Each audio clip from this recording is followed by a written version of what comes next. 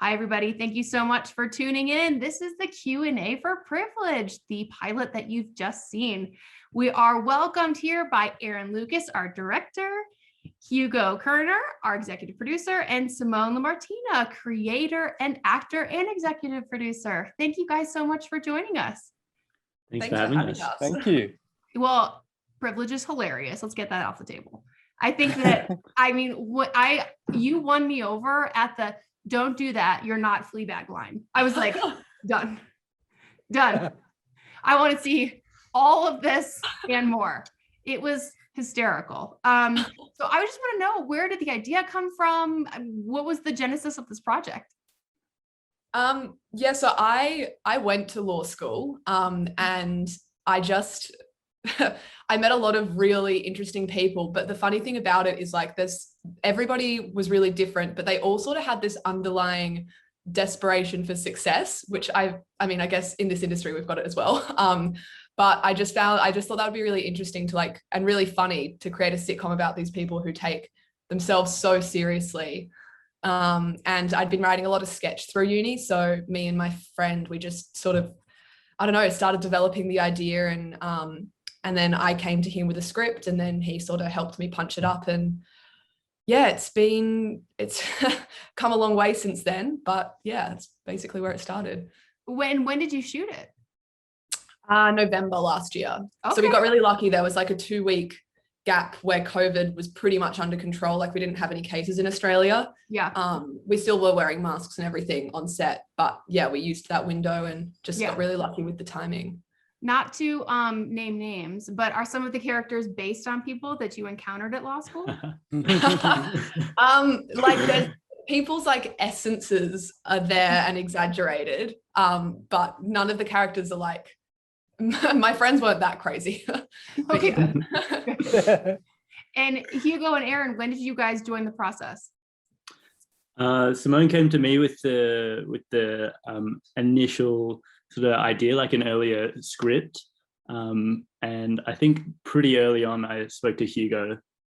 Hugo and I had been speaking together about doing something for ages, and then very quickly we sort of joined forces. But we did a lot of developing sort of early on. So we had the three of us and we had the script, and we cast quite early.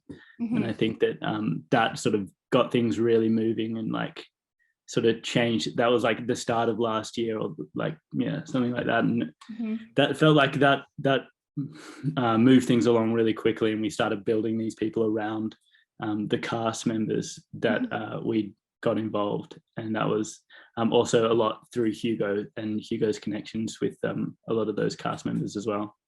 So had you known them, Hugo?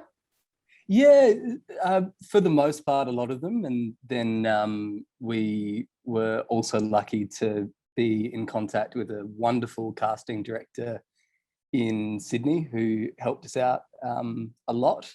Mm-hmm. And as Aaron was saying, it was awesome to kind of see in each rewrite, the people that we'd cast kind of came more and more alive in the script until finally we shot, and it was like each of the parts was made for them, because in a way it was. Did the characters kind of change based on the actors that you brought in? Yeah, absolutely. They were always there in their essence, and I guess the actors came some way to them, but Simone in her writing definitely met them halfway, and we kind of got these gorgeous, I find them really quite complex characters within the landscape of a comedy, which is really wonderful. Yeah.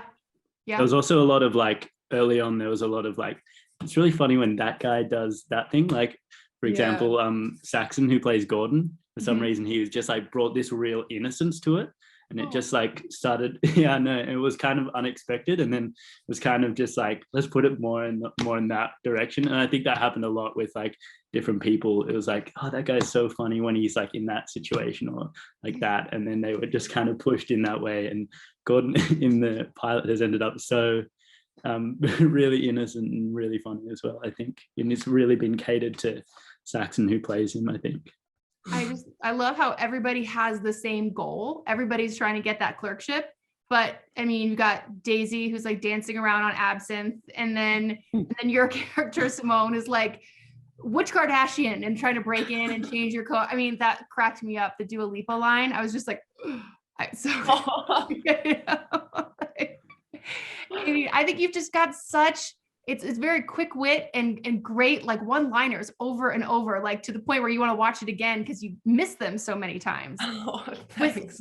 Did you just come up with those, or was that a team writing? I mean, you really have like a flair for comedy, if that was you.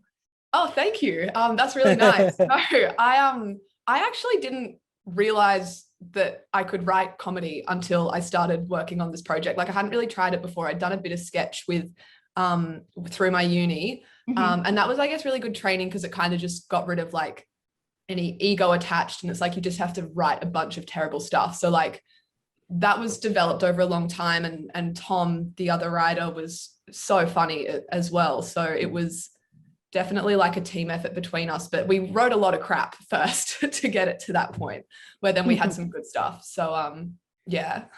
Good stuff indeed. What's the plan now? Are you trying to shop the pilot? Or are you planning for future episodes? Where are you in the process? So we have started just having like preliminary conversations with some production companies and again, approach networks. Hopefully once we've got someone with a bit more resources behind them attached. But yeah, in the meantime, I mean, the funny thing about it is we actually had written a whole season, but then we changed. Originally the pilot we were going to shoot was different. And so we like threw out that script and brought in this episode, which was originally going to be later in the season, and brought it forward.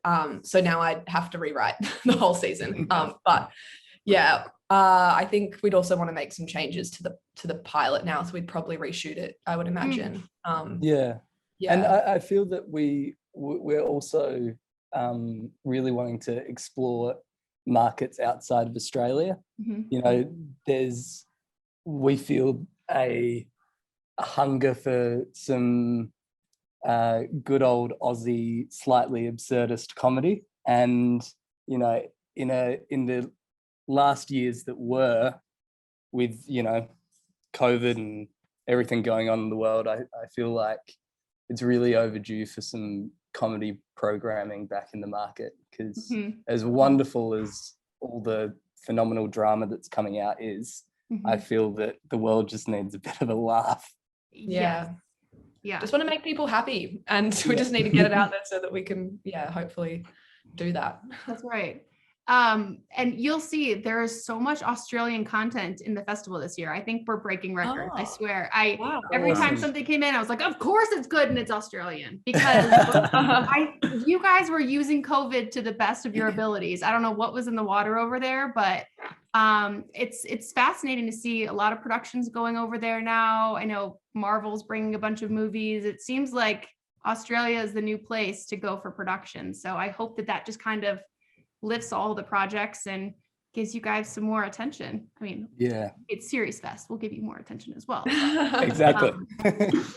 Well, it was honestly a truly phenomenal project. And I want to see episode 2 and 3 and 4 and everything. So you have an audience right here. And I hope that everybody else feels the same way. I'm sure they do. But it was a really great project. And it was wonderful for you guys to be here. Thank you so much for joining us today. Thank you. Thank you so much for everything. Thank you.